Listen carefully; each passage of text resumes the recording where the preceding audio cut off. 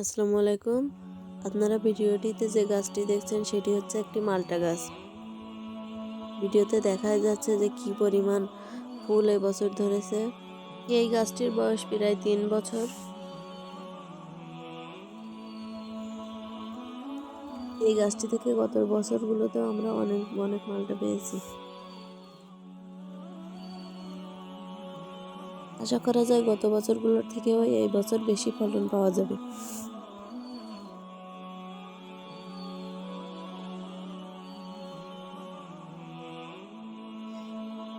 আপনারা খেয়াল করলেই দেখতে পাবেন যে ফুলগুলো গুটিতে পরিণত হয়েছে।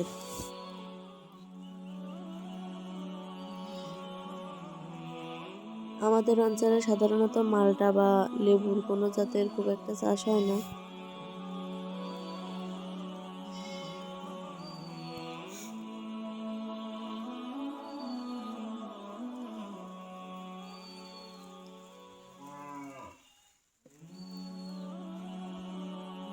এই লেবু গাছটির বয়স 3 বছর, কিন্তু বয়সের তুলনায় গাছটি অনেক বড় হয়ে গেছে। আর তাছাড়াও এই গাছে প্রচুর পরিমাণে লেবু ধরে।